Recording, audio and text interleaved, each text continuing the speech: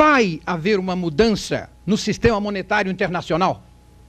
E se esta mudança ocorrer, o que nós devemos fazer para evitar que um novo futuro 84, 83, 84 surja novamente no futuro do país?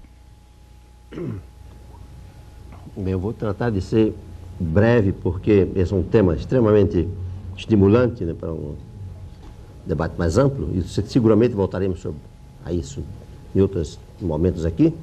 E eu também estou preocupado com o tempo que cabe aos jovens, né, a formular suas questões. Em primeiro lugar, seria eu a última pessoa que pretendesse instilar, meter uma racionalidade na história. Se houvesse alguma racionalidade da história, nós não estaríamos numa carreira armamentista louca como essa que está e que pode ameaçar a destruição do mundo. E portanto, é preciso partir desse princípio, né? Imaginar, por exemplo, que existe um projeto global, uma racionalidade global. Que existem racionalidades micro, digamos assim, são grupos, interesses, etc., cada um buscando, empurrando para avançar. E daí surge um resultado que é mais ou menos regulado pelos sistemas políticos. E hoje em dia essa regulação se deteriorou muito. Esse é o quadro geral. Agora, não nos iludamos que o problema, por exemplo, é do terceiro mundo na sua totalidade. Não, em realidade, o problema é mais de países como da América Latina, que adotaram uma política de abertura desordenada, como Chile, Argentina, etc., Uruguai, esses países, né?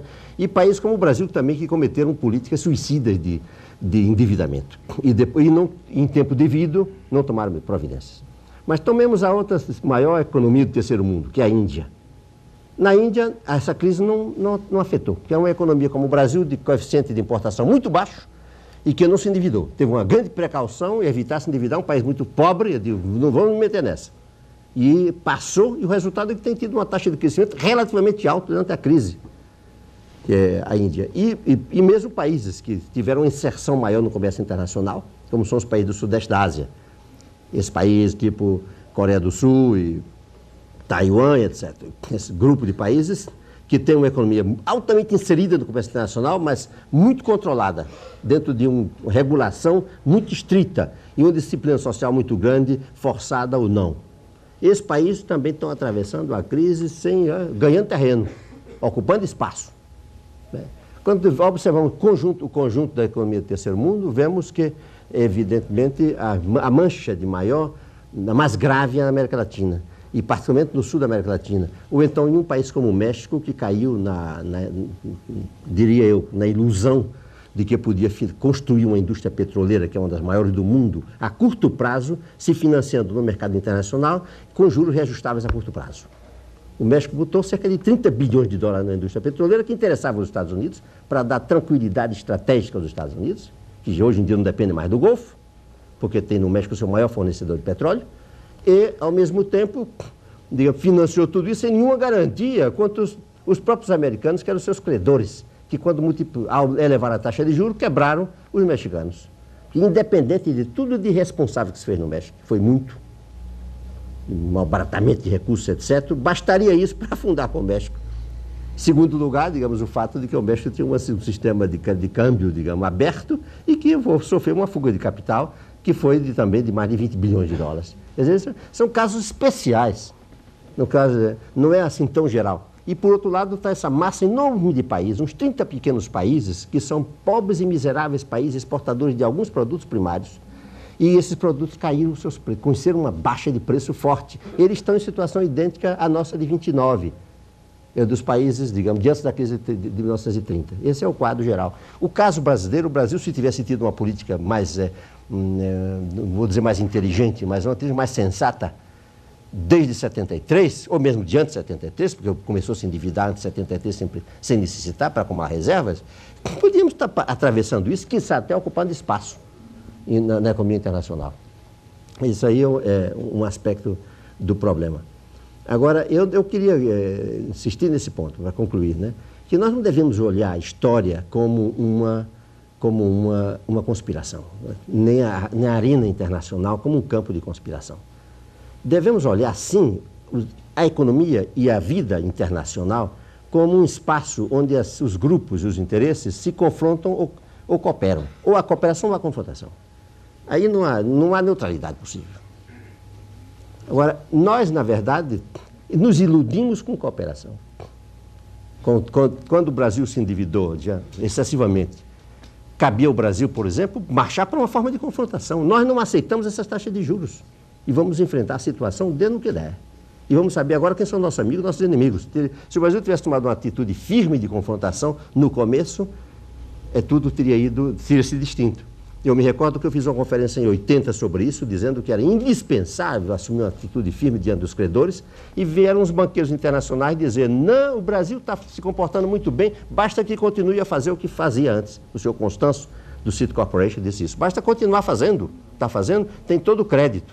E assim aqui se aceitou que os banqueiros dissessem o que era bom para nós. E assim nós fomos embaídos nessa história, perdemos diretriz completamente, e sempre se dizia: não queremos nenhum entendimento com os países endividados do terceiro mundo, porque nós somos diferentes, só seremos tratados de outra forma. Essa foi a norma. A ilusão, eles foram bercer, eles foram iludidos dizendo: são formas de cooperação. Nunca houve nenhuma cooperação.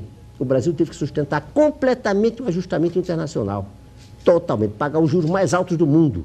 Quando fez o seu primeiro reajustamento de 82, o Brasil foi o reajustamento mais caro da América Latina. Tá, os dados estão publicados pelas Nações Unidas. As condições que aceitou o Brasil em 82 foram as mais duras da América Latina.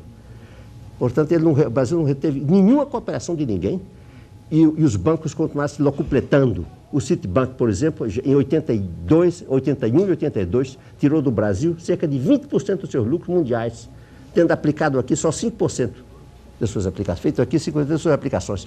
Portanto, os bancos nos depredaram realmente, e, ao mesmo tempo, criaram a ilusão de que nós tínhamos uma boa administração de dívida, etc., etc., que tudo ia muito bem. Portanto, a culpa é nossa, nesse caso. Porque não nos cabe a nós pedir conselhos a credores e a banqueiros para dizer o que é bom para o Brasil. E essa foi a realidade que vivemos. Agora, hoje em dia, depois de que o Brasil tentou a última forma de cooperação, que foi essa carta mandada a Londres, né, e que recebeu essa bofetada, porque diz: não, entreguem o que vocês têm. Vocês ainda têm uma última calça aí, por que não entregam?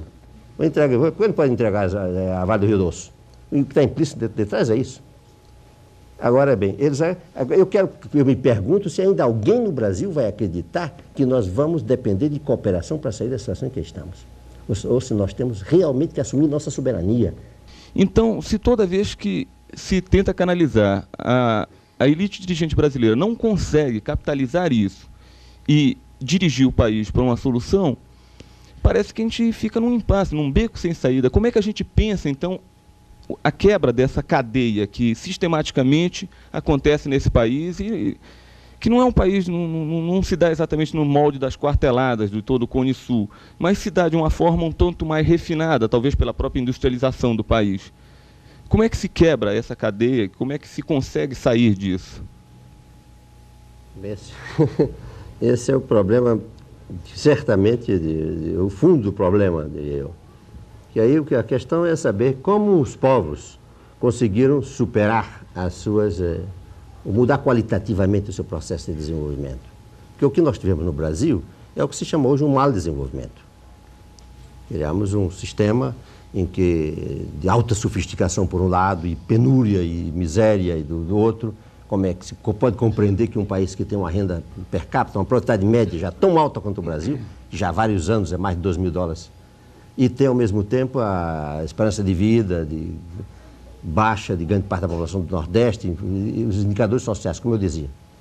Quer dizer, nós somos um caso clássico de mau desenvolvimento e resultado de certa ideologia que predominou, de que era preciso aumentar o bolo para depois dividir muito mais adiante, etc. Fomos, de alguma maneira, vítimas de ideologia, não temos nenhuma dúvida, né? Ora, só se pode sair disso pela evolução política, por meios políticos. Não se pode, não há nenhuma lógica na economia que resolva os problemas maiores da economia.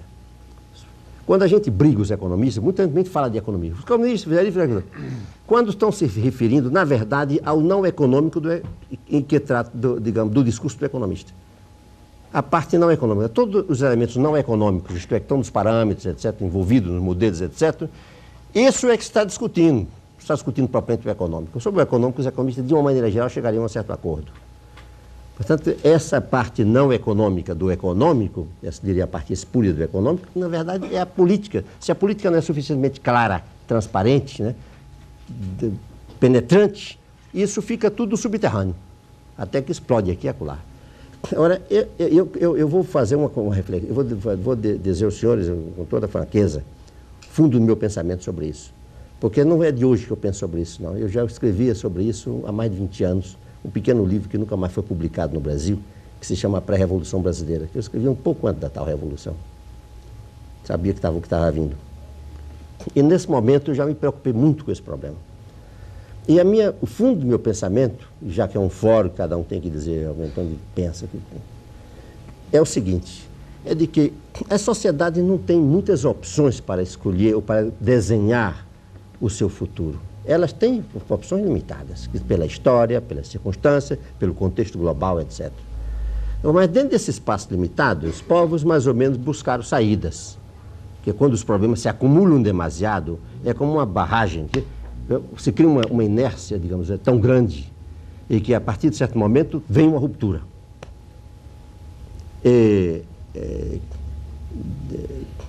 Isso um pouco é o que caracterizou a história moderna, que é uma história vida, num tempo muito mais acelerada do que as outras. Agora, o que está muito no pensamento de muitas pessoas é a ideia de que, através de uma espécie de engenharia social, de um voluntarismo, a gente pode quebrar umas coisas, reconstruir outras e botar para andar novamente um negócio e toma outra órbita e sai a coisa andando, como a gente quer. É uma espécie de ilusão ptolomaica do homem, de que ele pode fazer o futuro a partir da ideia que ele tem do passado. Enfim. Ora, o homem é uma força transformadora, criadora. E, portanto, ele vai sempre decepcionar o engenheiro social. É aquele que tem um projeto para o futuro tirado, digamos assim, das suas reflexões, que quase sempre são essencialmente baseadas no vivido, do passado. E aí, o difícil desse problema. Então, mas a gente tem que se voltar para a história. O que diz a história? A história nos diz o seguinte, que os povos em fase, digamos, de modernização muito precoce, como aconteceu no século XIX, por exemplo, eles tinham, as pressões sociais geralmente se criavam pelo fato de que a exclusão era completa. Você toma, por exemplo, o grande campesinado num país como a Rússia e outros países do mundo, era totalmente isolado de tudo. E então as pressões eram muito grandes, que se criavam dentro da sociedade, e quando chegavam os momentos de ruptura, as rupturas eram consideráveis e, na verdade, se criava espaço para uma transformação. Agora, quando os povos já estão muito mais informados, como são os povos atuais, mesmo um povo como o brasileiro, o problema se torna muito mais complicado, muito mais difícil, digamos, exercer essa engenharia social. Então, o que se sabe é que os povos que que acumularam realmente experiência e que avançaram no sentido de abrir um espaço maior para o indivíduo, que eu creio que é um pouco o projeto que está implícito em qualquer um de nós. É a ideia de uma civilização em que o homem tem maior espaço para se realizar como criatura, como criador e como criatura.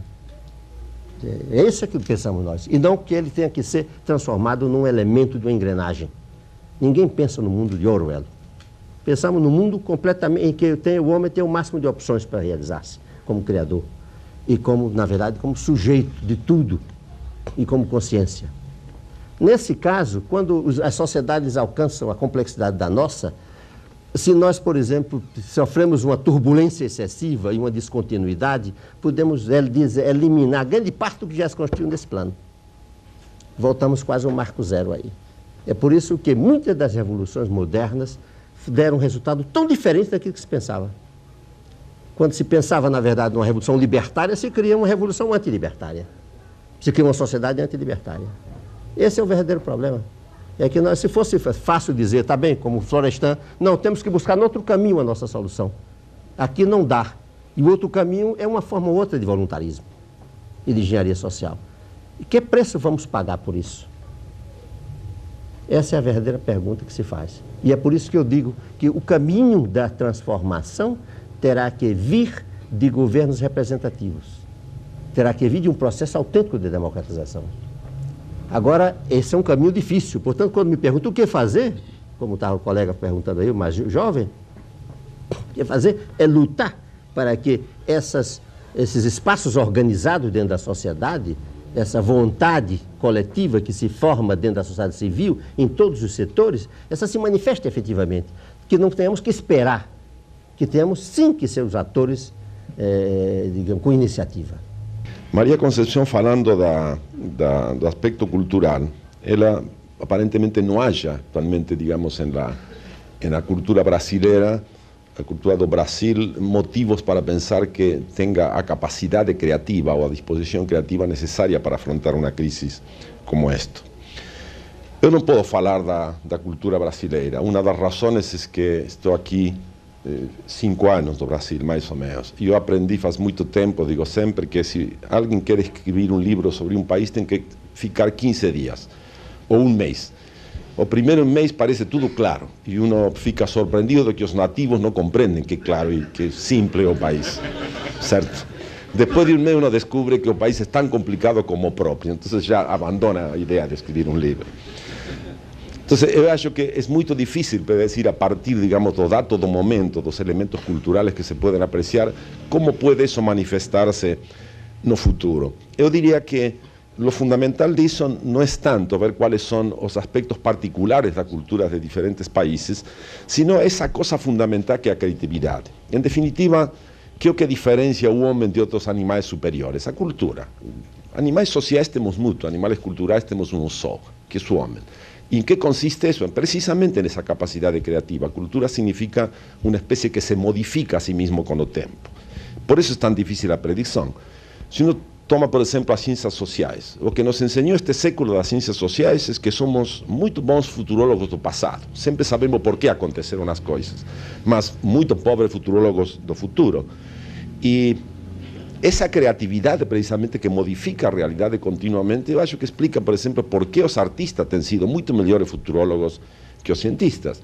Se nós tomamos neste século, eu acho que em artistas como Kafka, por exemplo, como Ray Bradbury más recentemente, os surrealistas, Aldous Huxley en su famoso Mono y Esencia, todos eles foram muito melhores futurólogos que nós, os cientistas. É decir, essa criatividade está ali e tem sempre a coisa imprevista. Agora, a outra coisa é que essa criatividade, eu acho que na história se manifiesta em certos momentos de desafio, realmente desafio histórico, não é uma coisa que está ali continuamente da mesma maneira, tem momentos em que aparece particularmente. Eu acho que este momento precisamente é um momento de desafio histórico. Celso falou hoje da hipertrofia da percepção no momento de crise. Neste momento eu diria que o nosso problema quizá não é tanto hipertrofia, sino atrofia de percepção. Eu acho que ainda não estamos totalmente conscientes realmente da magnitude da crise que estamos vivendo. Se não coloca os elementos fundamentais, por exemplo, que não são só do Brasil, é de toda a humanidade. Um bom perigo de destruição. Pode ser que a crise desapareça porque os protagonistas desaparecem, nesse caso se terminou a coisa. O outro, hemos descoberto recentemente os limites físicos, digamos, de desenvolvimento. Ao mesmo tempo que temos todo o conhecimento agora para resolver os problemas materiais da humanidade. Temos todo o conhecimento para isso. Ao mesmo tempo também aparece toda uma ola de inovações tecnológicas que parece ajudar a cumprir uma das mais belas aspirações do ser humano, que é liberar-se do trabalho rotineiro, etc. Tudo isso está combinado neste momento. Agora, se uno toma o caso de um país como o Brasil, por exemplo, qual é o desafio concreto que pode enfrentar realmente o país com esse problema? E aqui temos o que dizia Furtado, como podemos unir o econômico, digamos assim, com o cultural. Eu diria, faria uma reflexão muito simples para isso. Vamos imaginar que uma das aspirações fundamentais em qualquer país subdesenvolvido, no caso de Brasil, como os outros nesse sentido, seria o seguinte, que já seja por modificações ou através de uma revolução, ou que seja toda a população se incorpore ao mercado. É decir, todo mundo sabe que fora de algumas necessidades muito básicas, não sei quanto, mas da ordem de 50% a 60% da população do Brasil não está incorporado realmente ao mercado de bens e serviços. Vamos supor que se incorporem todos. Que aparece ali? Ali aparece imediatamente que temos uma capacidade, digamos, aquisitiva muito menor que a dos países desenvolvidos, certo? Portanto, a pauta de consumo não pode ser a mesma que os países desenvolvidos. Isso se pode lograr somente com obviamente, uma redistribuição radical da renda. Y eso es algo más que una cosa económica. ¿Qué significa una distribución radical de la renta? Significa a toda población incorporarse realmente al proceso social y político, digamos. Es tener todas las posibilidades. ¿Qué aparece allí? Aparece ese límite, o digamos, esa limitación. No podemos tener ya a pauta de consumos importadas, digamos así. Eso coloca un problema que es el siguiente: si realmente aceitamos digamos así, o padrón moderno, que a felicidade consiste no consumo, entonces teríamos una sociedad mundial, una función continua que se pone ali a renta per cápita y tiene una curva de felicidad, ¿cierto? Mas eso no es válido ni siquiera para los países desenvolvidos, porque es obvio también que el proceso continuo de aumento de consumo material es imposible. Es decir, todo el mundo sabe que cualquier curva, cualquier función exponencial, aplicada a un objeto material, es siempre explosiva. No es preciso estudiar mucha matemática para eso. Matemáticamente una curva puede ser infinita, desde el punto de vista material no. Es decir, esa limitación aparece para todos. Ahora, en todas las discusiones internacionales, sobre eso, ese problema es muy claro, que materialmente ese tipo de desenvolvimiento no es posible como se está haciendo ahora. Entonces se fala de un nuevo desenvolvimiento. Y estamos ainda falando de un nuevo desenvolvimiento y nada sobre eso. ¿Por qué? Bueno, porque es muy obvio, y Furtado señaló también, el problema no es económico, el problema es filosófico. Es decir, bueno, si un nuevo desenvolvimiento implica toda una noción de ser humano, es decir, si tenemos que limitar el consumo material, si tenemos que respetar el medio ambiente, si tenemos que tener una sociedad igualitaria, bueno, ¿cuál es el concepto realmente de felicidad? Es consumir más, y es así, entonces estamos perdidos, no podemos ser nunca felices. Mas acho que eso no es así. Ahora, toda grande mudança histórica implica una revisión del concepto do hombre, del concepto de qué somos, que constituye esa felicidad. Yo acho que ese es el problema agora. Agora, como movilizar esa vontade política de que fala Celso? Y él mencionó también la palabra utopía. Eu acho que está nisso. ¿Qué quiere decir una utopía? Si uno toma a historia humana, como o Occidente, sempre se movilizou por grandes utopías. Algunas de ellas son utopías, digamos, na historia que no eran utopías para cumplir, que es Tomás Moro, por ejemplo, Platón. Pero cuando aparecen ya utopías del tipo que aparecen después en la Ilustración, antes también con Campanella, Fourier, después a utopía del socialismo, etc., todas ellas engloban grandes aspiraciones que o efecto no era tanto objetivo final como camino para ellas, certo? Agora nos encontramos quizá con una das, no quizá, eu acho que a crisis posiblemente más grande da historia humana desde el Neolítico, y no tenemos una gran utopía de ese tipo. Es decir, carecemos de ese, y sin eso no existe movilización. Un joven preguntó recién a unos estudiantes, dice que a crisis era apavorante.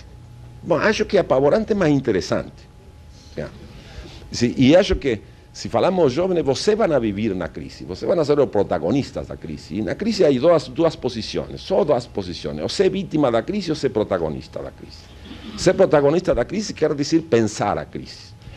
E eu acho que não há saída da crise sem repensar o mundo, em um certo sentido. Falamos, por exemplo, da dívida externa, etc. Eu acho que ninguém na população se vai mobilizar por a dívida externa. A dívida externa é um problema de técnico, poderemos fazer algunos, nos mobilizarão. Mas só com uma concepção nova, digamos, de desenvolvimento, uma concepção nova de ser humano, realmente se pode superar o que estamos chamando agora a crise. Es decir, eu acho que estamos vivendo um momento de construção de utopias, nesse sentido. Obviamente eu não vim aqui agora para falar e exponer uma utopia, sino simplesmente fazer algumas reflexões onde acho que está realmente o problema. Celso falou do reducionismo economista. Eu acho que sempre nestas discussões corremos o risco de entrar no reducionismo economista. Sin dúvida que a economía é enormemente importante, pero eu acho que se não podemos trascender, digamos, a dimensão económica, entrar a outra, a creativa, digamos, de ser capazes de imaginar uma nova utopia nesse sentido, eu acho que a crise não tem solução assim só. Obrigado. A única coisa que se demonstra o milhão na praça, a única coisa que demonstra os carnavais, os futebols, o dar um jeito, o rir da própria miséria, a ironia, o estar quebrado e, porém, dar a volta por cima, é a cultura da sobrevivência. Agora, a verdade é que as elites não têm nenhum instinto de sobrevivência. têm um instinto absolutamente entre predatório, pertencem a outra tradição da destruição criadora. Destruir para criar. Já destruímos. Criar, eu ponho dúvidas que desta vez as elites brasileiras sejam capazes. Agora, vontade coletiva de sobrevivência, há no povo. Vontade coletiva de criar uma nova situação, de resolver todos os problemas que o Celso apontou e que são reais, essas contradições todas, de resolver o que acontece com os 3/4. Por que não resolvemos? Não tem potencial produtivo? Por acaso nós estamos atrasados produtivamente? Não temos indústria, não temos agricultura, não temos espaço econômico, não temos dólares, mas isso ninguém tem, é irrelevante, o dólar é uma moeda decadente. O que faremos com o raio do cruzeiro da gente? Outro novo cruzeiro? Eu quero saber quais são os valores permanentes da nossa cultura. Se forem os da sobrevivência, era bom que as elites e os intelectuais pensem no que quer dizer sobrevivência. E é difícil, porque o pessoal está atendendo de uma maneira desvairada, aí sim eu acho que o capitalismo ganhou no Brasil, para o salve-se quem puder, para as lutas segmentadas. Não há nenhuma evidência de falta de luta, todo mundo está lutando.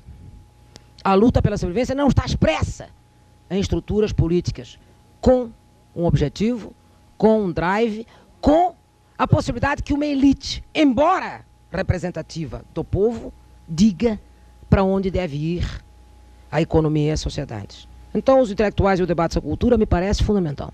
Eu estou absolutamente convencida de que a maior parte dos intelectuais desse país não tem tradição na cultura do povo. Não tem tradição. Até pode, Renato, jogar futebol até aos 40 anos, aos 30, estourar o joelho, até pode gostar de dançar samba, eu sei. Não adianta, aos 50 não dá para jogar futebol, não dá para dançar samba, e as pessoas realmente não têm dentro de si, estou falando por todos os meus companheiros que eu tenho visto ao longo desses anos, o espírito de sobrevivência do povo brasileiro. Essa não é a nossa cultura. A nossa cultura é uma cultura arrogante, a das elites. É uma cultura ibérica, misturada com essa porqueira na qual estamos misturada, da cultura do consumo, da riqueza, da ostentação, do brilho, do tatatá. Eu não posso esquecer que uma coisa que é absolutamente, do meu ponto de vista, ridícula, seja apontada por esta contrafação de cultura de massas como a glória.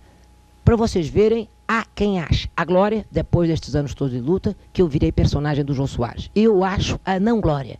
Mas isso é porque eu não sou brasileira, provavelmente, no sentido macunaíma. Mas eu não sei se é verdade, do ponto de vista do povo. Parece. Do ponto de vista das elites, é uma confusão. Essa questão da cultura das elites brasileiras é uma confusão.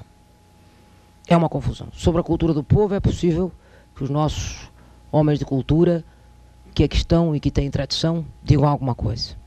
A lógica dos fins que rege a cultura. Eu volto a dizer, que fins? O único fim possível agora é a sobrevivência. A lógica dos meios tem sido sempre a destruição rápida das formas pretéritas para avançar na modernidade. Esta tem sido sempre a lógica dos meios. Nós somos um país em busca da modernidade permanente. As elites têm um afã de modernidade. Mesmo as conservadoras, talvez particularmente as conservadoras e as reacionárias. Quanto à última ideia de que, formulada alguma política cultural, fosse possível dar um fundamento novo a uma política de meios e de fins, estruturar alguma forma, embora móvel, mas com algum grau de permanência dos interesses reais de sobrevivência da massa, eu devo dizer que a esta altura tenho sérias dúvidas. Mas nós temos mais 2 anos.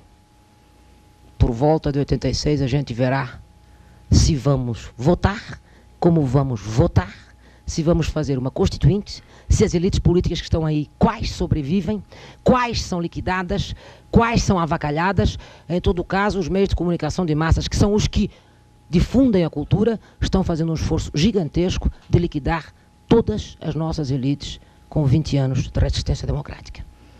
Eu sugiro que um pouco mais de afeto pelos que lutaram esses 20 anos conviria. eu sugiro que um pouco mais de respeito pelos mais velhos que estão aí capotando conviria.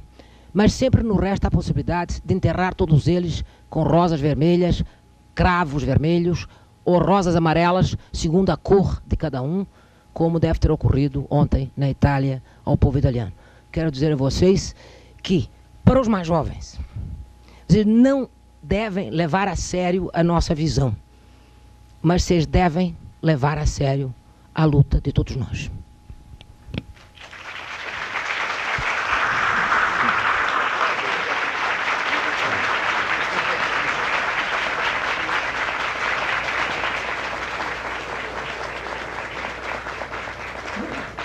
A temática que abriu Maria, tão ampla, né, que eu vou me limitar a 2 palavras sobre os pontos que me parecem mais significativos, pelo menos do ponto de vista de um debate, de um fórum como este. Essa questão da vontade coletiva. O que, em realidade, eu quis expressar é de que o problema nosso é um problema essencialmente de participação. Quando eu digo coletiva, eu digo no sentido de participação, portanto, de governo representativo. E quando digo também vontade coletiva, eu quero dizer organização, portanto, política. Nós vivemos uma época em que o político prevalece sobre o mais. Isso é o que eu queria dizer. E que a política, na verdade, tem que ter raízes numa representatividade.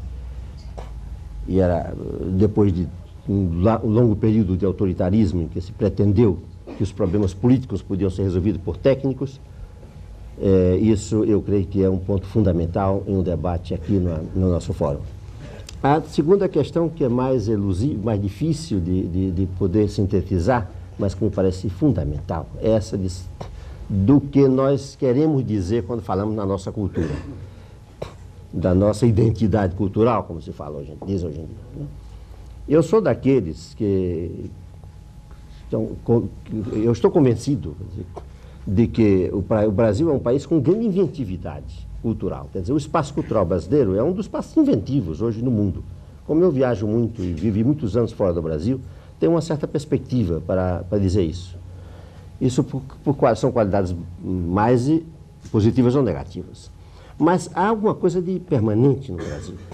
É de que nossa inserção na economia moderna, digamos assim, a partir do século XIX, a inserção do Brasil no chamado Sistema de Divisão Internacional do Trabalho, que produziu entre nós a modernização essa dependente, marcou profundamente nossa cultura.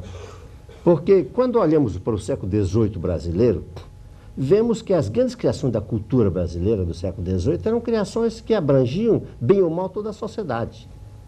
Quando o Aleijadinho, né, fazia suas esculturas, suas arquiteturas, suas igrejas, essas eram igrejas para toda a sociedade. Estavam, e os senhores estavam os escravos também. De alguma maneira, um pouco todos se identificavam com o que se criava. E estava voltado, de alguma maneira, para as aspirações, os fins da vida, que naquela época deviam ser, em grande parte, dessa natureza.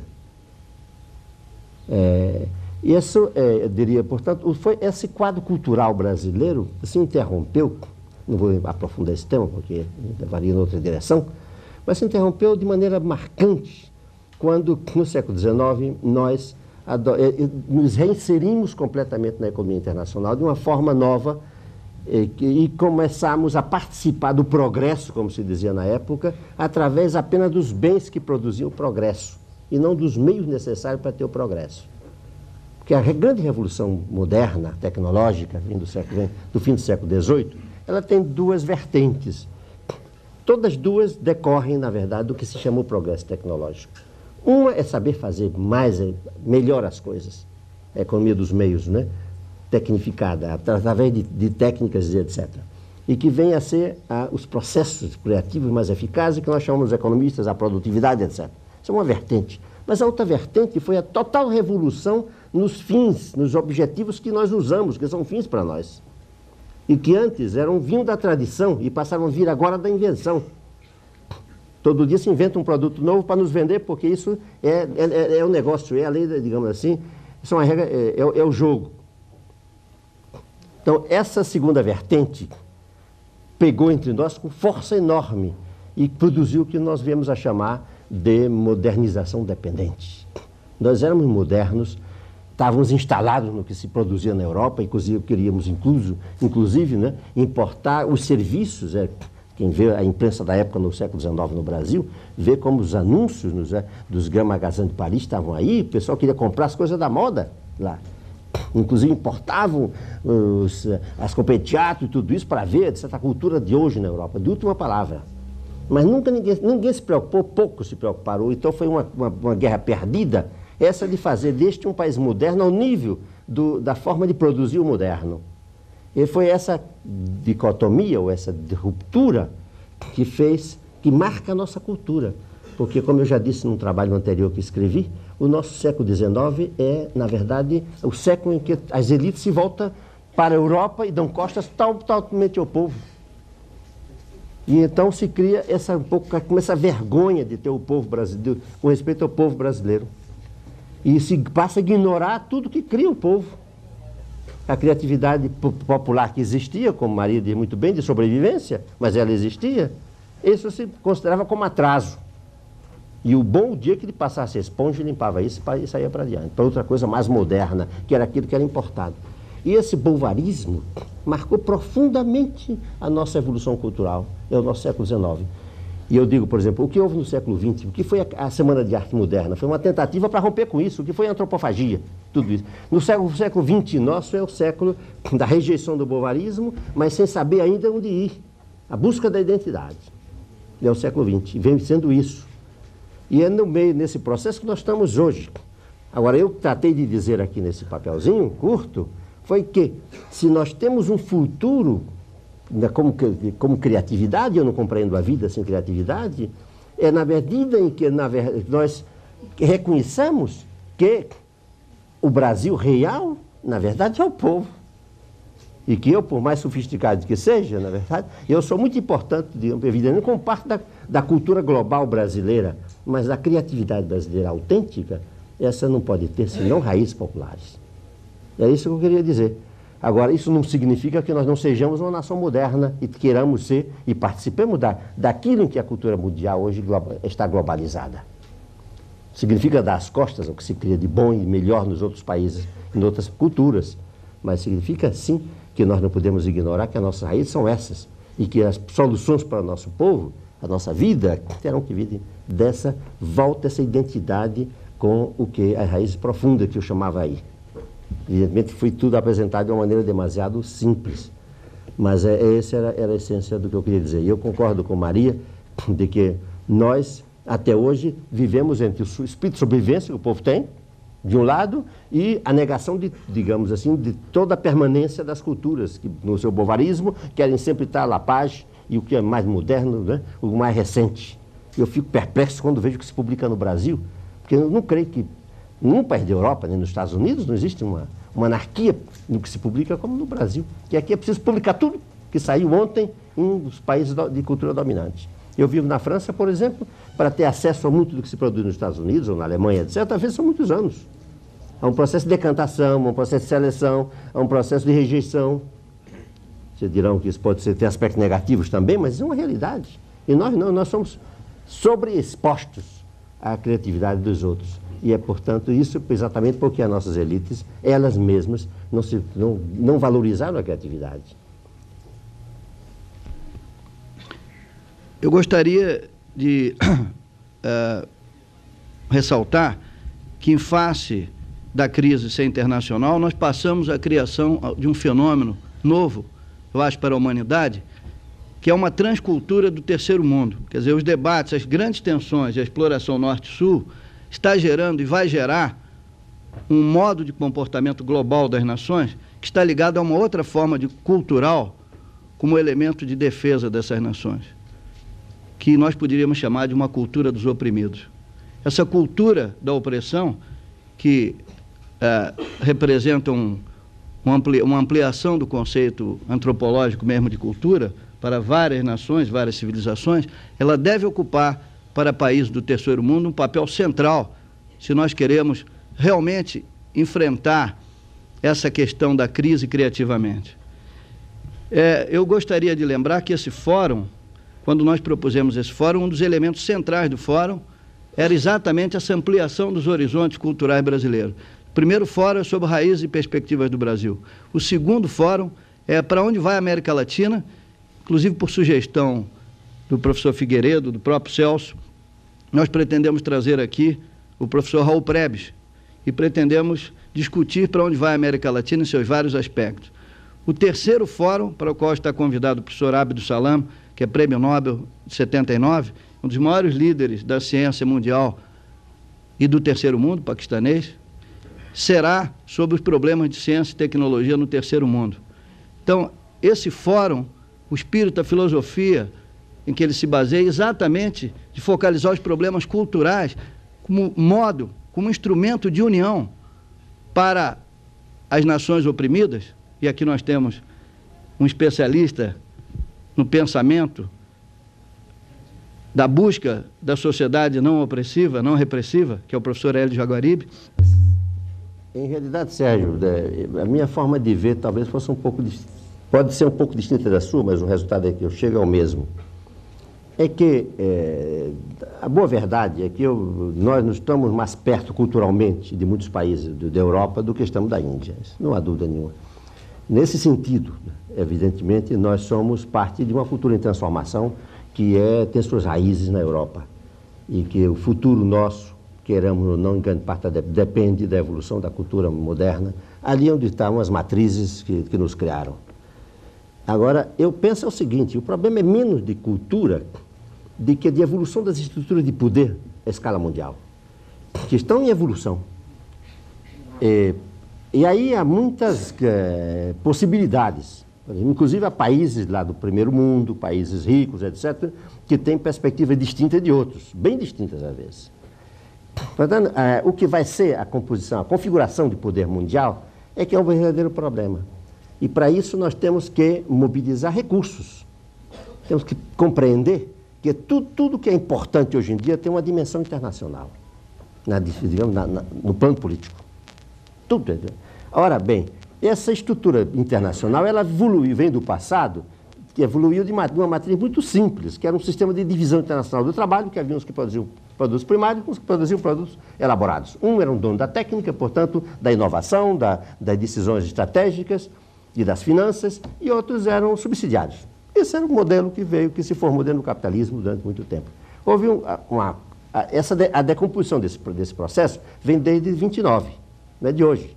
Estamos aí já há muito tempo, já em transformação de tudo isso. E a evolução do capitalismo foi levando a formas novas. Hoje em dia o que acontece é evidente de que com a globalização e com a integração, o terceiro mundo chamado, que é uma grande parte da humanidade, vai jogar um papel crescente nessa configuração. Ninguém tem dúvida nenhuma que esses bilhões de pessoas vão ter um papel crescente. Portanto, os problemas, os objetivos, as ansiedades, as exigências desse terceiro mundo vão pesar cada vez mais, queiramos ou não. Agora, até que ponto nós vamos continuar sendo manipulados? E essas transformações virão porque as empresas internacionais resolvem que é bom para nós isso ou aquilo. Porque nós estamos industrializados em grande parte pelas empresas internacionais. Se instalaram aí para produzir automóveis e tudo isso, e acharam que a gente devia se desenvolver dessa forma. Aí vem o problema da obsolescência. É que eles é quem dizem como a gente tem que se desenvolver, o que é bom para nós. Vejam os anúncios das revistas brasileiras, né? E o que se produz no Brasil. É em grande parte a opção daqueles que têm uma racionalidade de mercado, e um mercado maior do que o nosso. E nós vamos seguindo nisso. E aí vem então que se coloca o verdadeiro problema cultural. Até que ponto isso não é incompatível com a satisfação das necessidades mais gerais do nosso povo? Isso não engendra empobrecimento, exclusão de grande massa da população. Esse é um lado do problema. O outro é que, como modificar isso, tendo em conta que isso é um dado da realidade nova, se trata de romper com as transnacionais, isso é uma ingenuidade, que é um dado da realidade nova, como nessa configuração de poder, buscar elementos compensatórios para tudo isso. Como vamos compensar isso? Só se compensa poder com poder. Portanto, nós temos que mobilizar novos recursos de poder, em escala internacional. Aí entra o que você disse. Por isso é que, se nós nos entendemos do terceiro mundo, que temos problemas comuns, vamos pesar muito mais. Nós da América Latina pesaremos muito mais. Porque veja o seguinte, a estrutura de poder mundial, ela está em evolução, mas ela tem certas invariâncias, tem certas coisas que são mais ou menos constantes. Pesa muito, hoje em dia, a informação, evidentemente, o controle da informação. Daí essa batalha tremenda, né, em torno da informação, vê a briga na Unesco, querem até fechar a Unesco, porque era o terceiro mundo que se metia a mão em informação. Ou vejam, hoje em dia, o problema, digamos, das grandes empresas internacionais, como a IBM, com o seu projeto de globalização, né, planetário, para controlar a informação. Essa é a lógica natural do crescimento delas. Nós temos que partir disso que está aí. Esse é um dado. Outro dado fundamental na estrutura de poder mundial são os recursos financeiros. Que, ora, o terceiro mundo teve muito recurso financeiro, ainda hoje tem, mas que sempre subutilizou, porque não existe uma estrutura financeira internacional mais ou menos em função do terceiro mundo. Tudo que nós fazemos no terceiro mundo é usar a estrutura financeira do primeiro mundo. Aí temos um terreno evidente a cobrir, um espaço a cobrir, da maior importância, como também é um dado fundamental da estrutura de poder mundial, o controle da tecnologia. Agora, essa tecnologia, ela, hoje em dia, ela, em grande parte, ela é imposta.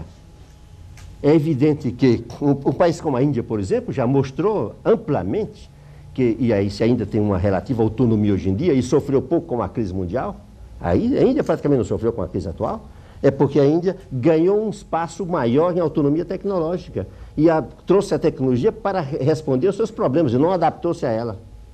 Você vê como isso é um elemento fundamental.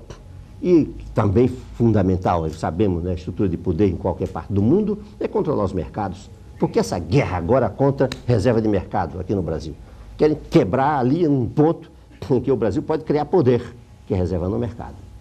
Como foi que o Japão criou sua indústria de informática moderna? Reservando mercado, evidente. Quem chega depois tem que ter alguma forma de defesa. Como você vê, se a gente explora assim, rapidamente, vamos ver que há muitos elementos que formam a estrutura de poder mundial e que estão em evolução e que, em parte, estão ao nosso alcance e que dependem de organização, de iniciativa, de países de peso, como é o caso da Índia, o caso do Brasil, etc. É nesse sentido que nós estamos totalmente de acordo em que só podemos participar dessa configuração nova da ordem mundial, que vem por adiante, se nós gerarmos recursos de poder, tivermos acesso, digamos, ativarmos esses recursos que existem virtuais entre nós. Isso exige, portanto, de nós uma visão de nossa própria identidade, né, da nossa especificidade. E aí os aspectos comuns, né, com muitos países do terceiro mundo são amplos. E por isso, hoje em dia, há uma grande campanha para desmoralizar a ideia de terceiro mundo, que é, evidentemente, da mesma forma que houve uma campanha para desmoralizar a ideia de que os devedores deviam se unir. Só os credores podem se unir. Tem o Clube de Paris, tem o Clube de Nova York, etc. Os devedores não se unem, não podem se unir, é imoral. Né? Essa campanha que fizeram há pouco agora é a campanha terceiro-mundista. Aí a grande imprensa brasileira, né, alguns dizem, é um pobre terceiro-mundista, aí, como diz, é um pobre de espírito, não enxerga a realidade grande do mundo em que estamos, etc. Isso aí, vai ver o que é a luta ideológica, como é importante em tudo isso.